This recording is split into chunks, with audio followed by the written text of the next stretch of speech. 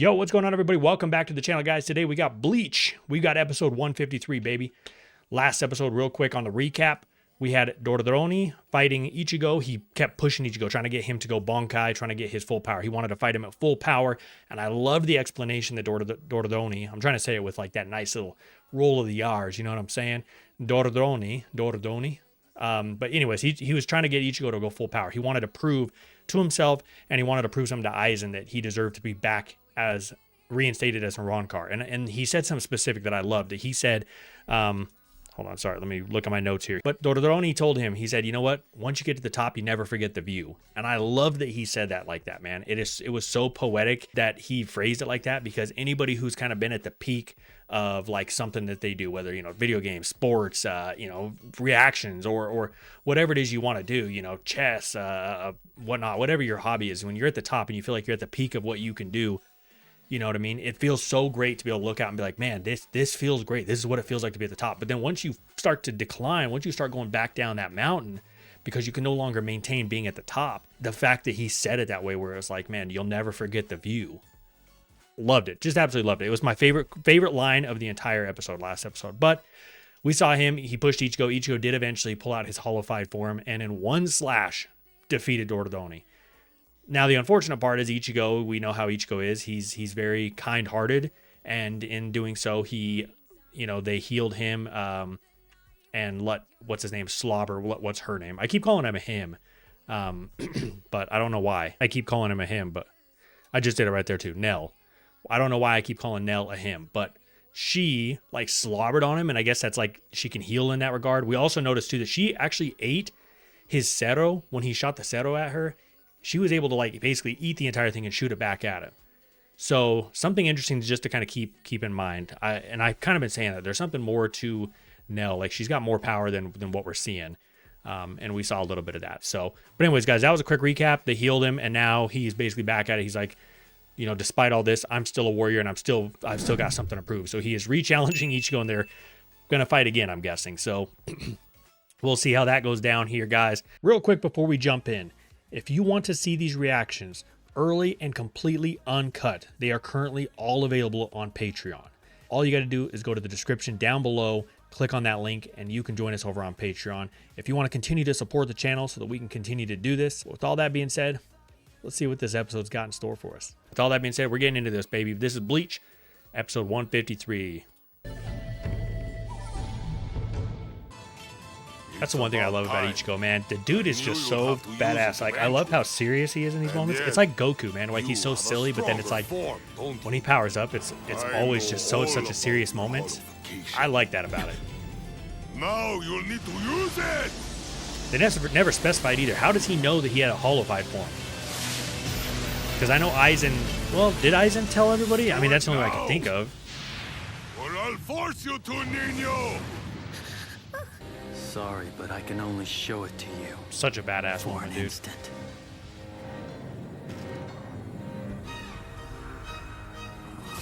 I did actually have one question here too, because he said I can only show it to you for an instant. We know that he can hold the form for, I think it was 10 seconds is what he holds it for currently. So did he say that only because if he can only hold it for that instant that he did that, or is he saying that because of it's only going to take one hit? Like, I don't know if he was aura farming or if he was literally saying I can only hold it for an instant. Because when he fought against Grimmjow, when he held it, it seemed like he held it for a lot longer than 10 seconds.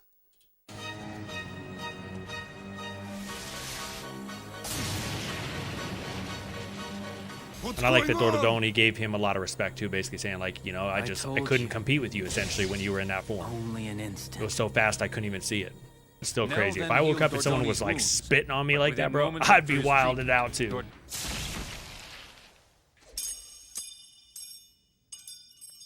Did he just lose all over again? Yeah, based off Ichigo's stance. I'm going to say he just lost all over again. That quickly.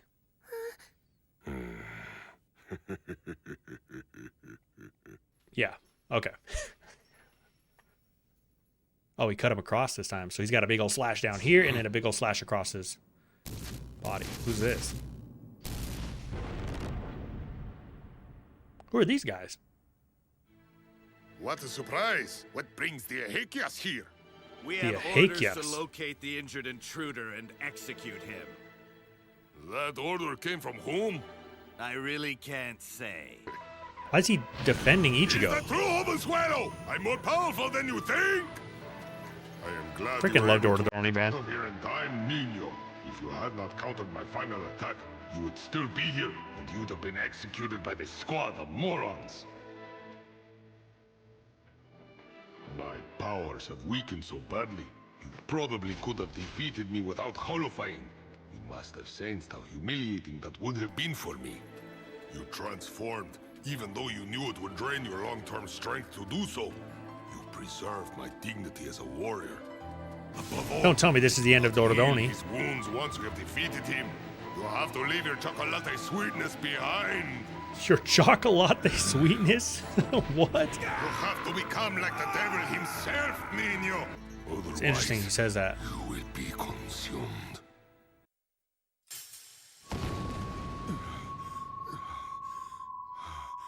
That's the end of Dorothy, I'm guessing. Who the hell's this guy? Dude looks like he's from the 70s. Okay, so this answers our question I asked last episode because I was asking who they all ran into. Good news. Whether they were Privaron Espadas Espadas or they were something else. 103. Dordone Alessandro del Socaccio has been killed by the intruders. I see. The intruders or by the Inakius, whatever he called them. Apparently, it was a bit harder for the boy than I thought it would be. Regardless, there's something you failed to report to me, isn't there? That Dorothy protected him. Tell me, who specifically sent the Ahekias out to eliminate the boy? Dude, his freaking aura is crazy, bro. That much spiritual pressure, that much aura, that much fear you inflict in someone. Didn't I make the question clear enough for you? It was you, Zayalaparo.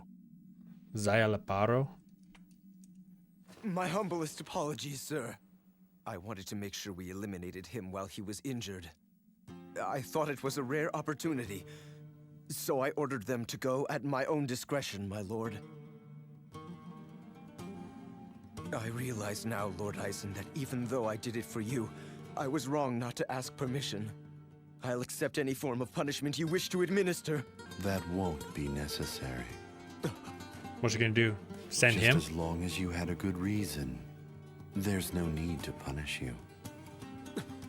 Thank you very much, my lord. Bro, Eisen, man. Damn. He's so freaking just... I don't even know how to describe You Eisen. seem to be having quite other a lot than of aura. fun, even though one of your subordinates was just killed. Amused, you say? Maybe so. I suppose I do feel something akin to that emotion. Do you find that strange, Geen? Not at all, my lord.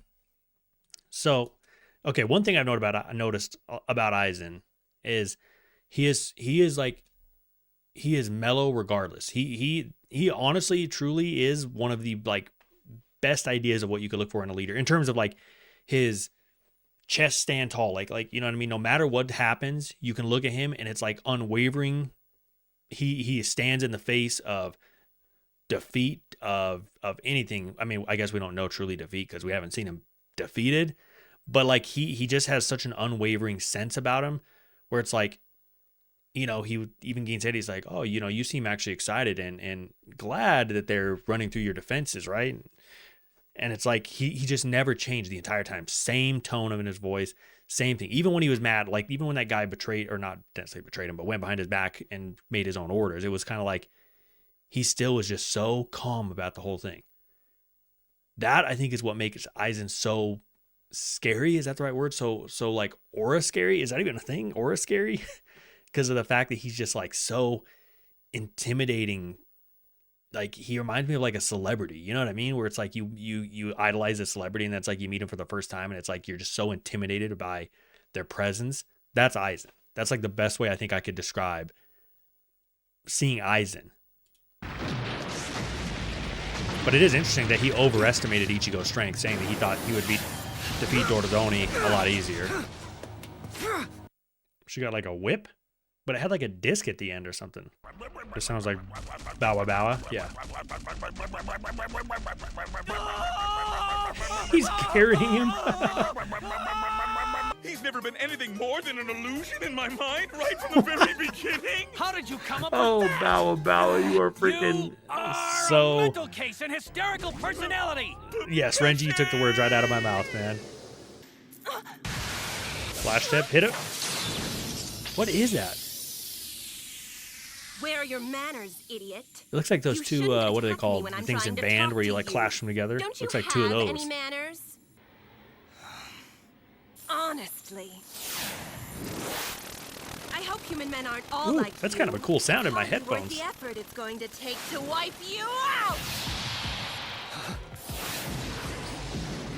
Come back here, fancy pants.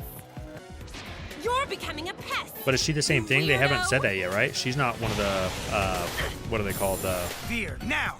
Priverone Espada. That's what it is. That's why I write notes, because I can't remember half this stuff sometimes. Nice try, Four Eyes. Okay, yeah, so I it should can't avoid move, it can't attacking her maneuver. head on and focus on shooting at her Once from she launches it, positions it she can't easily respond change its to. course. That way. Weirdo. Having trouble aiming that thing? Gotcha.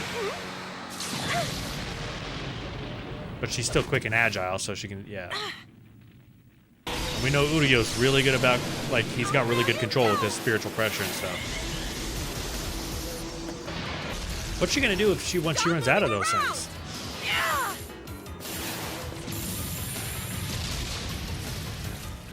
I got her.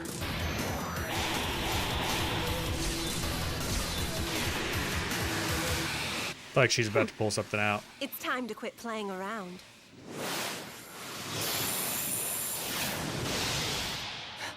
It's So, curving. okay, so it can move. So this whole time she's just been messing with him. Take a good look around you. You just dug your own grave. She not, I oh, tricked you, that was part of her moron. plan to While knock you all the were on pillars the down. offensive, You broke all these pillars, and now you're left wide open. Thank you. Now I can weave my weapon around, and you have nowhere left to hide. Damn it! Girl's a master yo-yo. That's what I'm gonna call this weapon. It's the yo-yo. I feel like for someone like Uryu, she'd be a great matchup because she pretty much stays still. I mean, I guess she's quick and agile, but I'm in trouble here.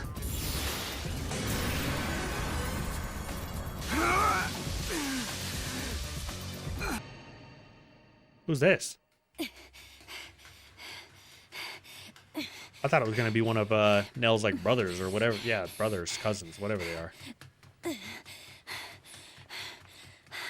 Damn, Rukia went down the worst tunnel, bro. Imagine having to run stairs. That sucks. For a while now. Man, that was bright even for me. This looks like the bridge from the Soul Society that she was being transported on when Renji jumped in. World? I think Aizen would have made this whole thing just like poetic justice to Rukia. How can there be blue skies here? All I did was follow that corridor, and now I'm outside? What's going on? Do you want me to explain it to you? What the hell is this thing's voice? This sounds like someone on auto-tune or something. Bro's got freaking a voice changer going on. Wait! And the doors are gonna shut. I can finally relax now. I can finally relax now. But I simply cannot stand the sunlight out there. It does not reach inside the palace. This character looks like something you'd see out of Star Wars. My name is Arañero. Arañero? Arañero Adaru Eri. Also known as Espada number 9. Espada number 9. So he's actually truly a Espada. No! Wait, Cayenne? Whoa, whoa, whoa. Okay. Let me write that in here, aka Cayenne, because I did not watch those what's the word I'm looking for? The filler episodes. I didn't watch the filler episodes because I'm only mainly sticking strictly with the main Bleach episodes. What am I looking for? The manga, is that what it's right? Manga, non-filler, whatever you want to call it. But I know Cayenne was in one of like those like previous episode like things where it kind of talked about the last episode, and that was the one that Rukia really that helped Rukia when she like fell down into they fell through like that sand area or something. So it turns out he is actually Aranero, and he's the number 9 Espada. So now Rukia has to fight this guy that was the guy that she cared about that was in that like cave area. Okay, what a twist. Never expected that. I mean, again, I didn't watch the filler, so I didn't see a ton about him as a character. I know that he stayed and sacrificed himself so the Rukia could get away, but I mean, now it makes sense because if he was the number 9 Espada, that's like he pretty much had control of that whole situation, essentially. So, but interesting costume and all that kind of stuff too. I mean, I guess it makes sense as to why he's got the voice changers, the mask, all that kind of stuff, and why he was down in the caves because he hates the sunlight. I'm just piecing this together because, again, I didn't watch the actual episodes, those filler episodes, so I don't know what his story was, but I just know that he had a connection with Rukia. So, but man, what a next couple episodes. This reminds me a lot of the Soul Society arc because of the fact that, like, okay, we're running into is lower level the right word? Lower level Espada, lower level Aran cars that we got to fight our way through. And eventually it's like we're going to have to go fight the actual Espada, the 1 through 10, which I guess we kind of are because we have number 9 here. But we're going to basically have to level ourselves up until we get to Aizen and all of them, Geen. So that's kind of what it looks like we're kind of working towards. That's why this kind of reminds me of that. And then instead of saving Rukia, we're saving Orihime. So... But we'll have to kind of continue to see what we're going to run into. What's going to happen with the fight between Cayenne or Aranero and Rukia. I am excited to see that because we haven't really gotten to see Rukia like just go after it. You know what I mean? Like, not saying that she will be able to here because I know there's like an emotional connection here, but like we've never gotten to actually like truly see her, or at least I haven't yet. Unless it could have been in fillers that we saw this, but like see her go one-on-one fight, like just a full true fight where it's like she's not being backed up by Ichigo, she's not backing up Ichigo. Like I'm excited to kind of see that, to see what she can do as, you know, with her abilities and stuff like that, because she has one of the more unique abilities, and her blade is probably one of my favorite blades. Hers and Ichigo so far are my favorite blades. Well, I do like the ability of Aizen's just because of its OP, but it's super sick ability. So I am excited to see that and see what she can do fighting, especially against a number 9 Espada. So that'll be an interesting watch to see what goes on with that, and then to see where does Ichigo go from here, because does he run into Grimmjow next? I mean, that's kind of what I would see coming, right? Because they've had 3 fights now already, basically. So it's like final fight, winner takes all, right? So this kind of feels like that's what the setup is to be, is Grimmjow is going to run into, or Ichigo and Grimmjow are going to end up basically fighting next for Ichigo. And then we haven't quite seen what entirely is going on over there with Chad, because we just saw Chad and we saw somebody who looks like she's from That 70s Show, or he looks like he's from That 70s Show, with the orange afro, dressed like someone from the 70s. So, and then Uryu is obviously fighting this Espada, which I don't think we've gotten her name yet. So we'll have to see how that whole fight goes down too. So appreciate y'all joining me, guys. We'll catch you in the next one, man. Deuces.